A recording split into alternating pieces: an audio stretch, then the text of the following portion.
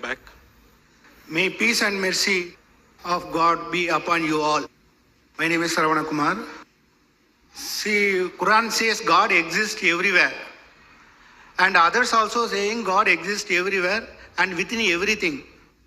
And somebody says within ourselves also God is there. And if God exists in everything means, why don't we worship in an ideal? There is also a God, no? Then, if not, where God exists? Please explain. Thank you. The brother asked a very good question. Peace be on you too, brother. Wa alaikum assalam wa rahmatullahi wa barakatuh. Peace, mercy and blessing of Allah subhanahu wa ta'ala be on you, brother. The brother asked a very good question. That even in the Quran it is mentioned that God exists everywhere.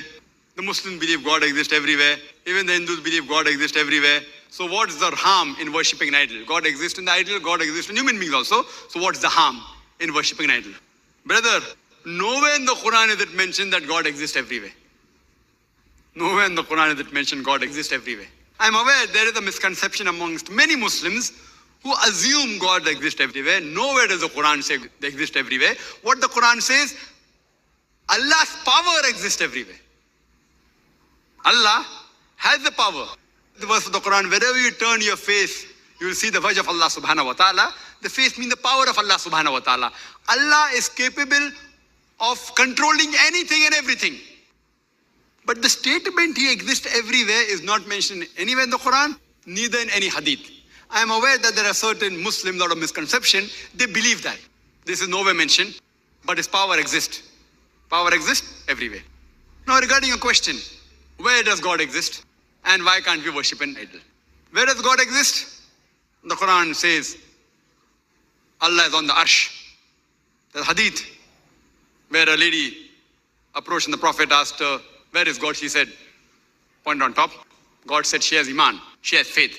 So God exists on the arsh, on the throne exists on the water, He's up in the heavens. So but naturally He's not in the human being. Yes, He can control. Allah says He's closer to you than your jugular vein.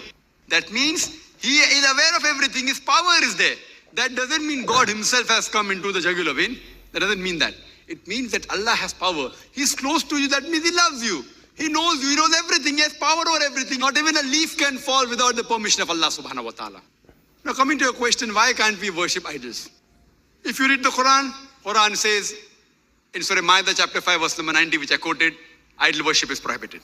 Same thing, if you read the Bhagavad Gita says in chapter number 7, verse number 20, all those with intelligence, you can note down, brother, Bhagavad Gita chapter number 7, verse number 20, all those with intelligence has